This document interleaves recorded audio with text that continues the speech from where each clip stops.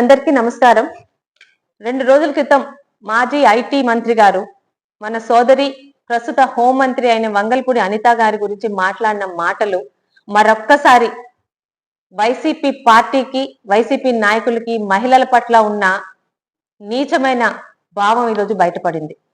ఈరోజు మీ ఇంట్లోని వాళ్ళు మాత్రమే మహిళలు కాదు, మేమందరూ మహిళలమే. అమర్నాథ్ గారికి ఒకటే మాట, ఈ రోజు మీరు మా సోదరి అనిత గారి గురించి, ఆమె వస్త్రధారణ గురించి మాట్లాడిన మాటలు మీ ఇంట్లో ఉన్న మహిళల మీద మా సోషల్ మీడియా మాట్లాడితే మీరు ఎలా ఇబ్బంది పడతారో ఒకసారి ఆలోచించారా? మాది మంచి ప్రభుత్వం కాబట్టి అలాంటి పనులు వేయలేకపోతున్నాం. అయితే ఈ రోజు ప్రతి ఒక్కరు ఖండించాల్సిన అవసరం ఉందండి. ఎన్ని రోజులు ఇలా రాజకీయాల్లోకి వచ్చామని ప్రతి అడ్డమైన వాడు మాట్లాడుతుంటే ఎన్ని రోజులు ఊరుకోవాలి? ఈ రోజు అనిత గారు, మొన్నటికి మొన్న ప్రశాంతి రెడ్డి గారు, ఆ మధ్య మా సోదరి గల్లా మాధవి గారి గురించి ఇదే వైసీపీ నాయకులు ఆమెను రోడ్డు మీద జుత్తు పట్టి లాక్కెళ్తాం అన్నప్పుడే వాళ్ళని జుత్తు పట్టి పోలీస్ స్టేషన్ తీసుకొచ్చి కూర్చోపెట్టే చట్టాలు ఉండుంటే ఈ రోజు అనిత గారికి ఈ పరిస్థితి వచ్చుండేది కాదు. నిన్నటికి నిన్న సోదరి సౌమ్య గురించి అక్కడ లోకల్ నాయకులు ఇంతకన్నా నీచమైన భాషలో మాట్లాడుతున్నారు. మనం ఖండిస్తున్నాం, ప్రెస్ మీట్లు పెడుతున్నాం, వీళ్ళని నిలువరించే ఒక చట్టాన్ని తీసుకురాలేకపోతున్నాం. బాధగా ఉందండి. ఈ రోజు రాష్ట్రంలో కూటమి ప్రభుత్వంలో ఉంది, దేశంలో కూటమి ప్రభుత్వం అధికారంలో ఉంది. ఈ రోజు 33% రిజర్వేషన్లు ఇచ్చి చట్ట సభల్లో చట్టాలు చేసే స్థాయిలో మీరు ఉండాలని మాకు గౌరవం ఇస్తున్నారు. కానీ ఆ స్థాయికి వచ్చాక మా గౌరవాన్ని, మా హుందాతనాన్ని కాపాడుకునే చట్టాలు ఎక్కడున్నాయి? చట్టాలు చేయండి.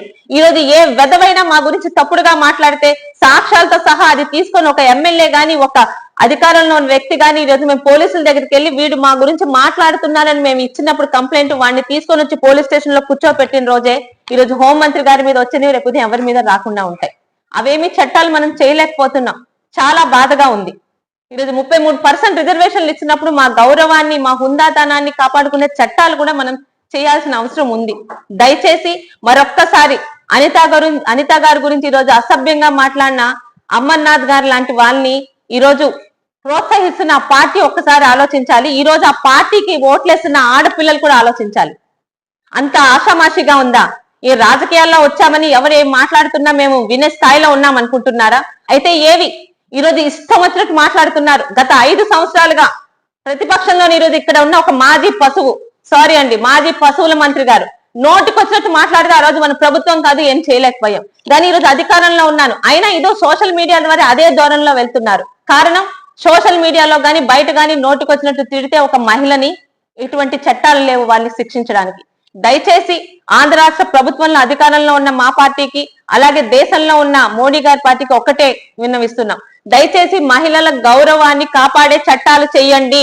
రోడ్డు మీద వెళ్లే ప్రతి వెధవ నోటికి వచ్చినట్టు మాట్లాడితే మేము పోలీస్ స్టేషన్కి వెళ్ళి కంప్లైంట్ ఇస్తే మేము ఇచ్చిన కంప్లైంట్ కి ఒక చట్టపరంగా వాళ్ళ మీద యాక్షన్ తీసుకునే చట్టాలు మీరు తీసుకొచ్చినప్పుడే ఇలాంటి ఇబ్బందులు ఆగుతాయి. లేకపోతే మేము ఖండిస్తున్నాం, ప్రెస్ మీట్లు పెడుతున్నాం, 2 రోజుల తర్వాత మామూలు అయిపోతుంది.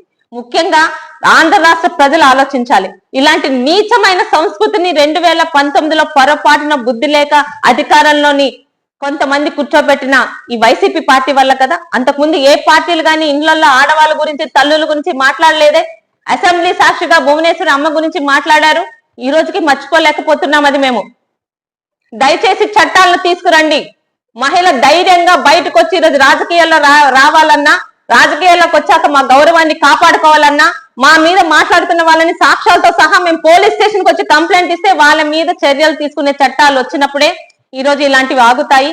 దయచేసి మరొక్కసారి ఒక హోం మంత్రి గారి గురించి ఇంత నీచంగా మాట్లాడిన వాడి గురించి ప్రజలందరూ కూడా ఆలోచించాలి. ఇలాంటి వాళ్ళని ప్రతి ఒక్క మహిళ కూడా సోషల్ మీడియా వేదికగా ఖండించాలని కోరుకుంటూ మీ సోదరి గౌతు శిరీష.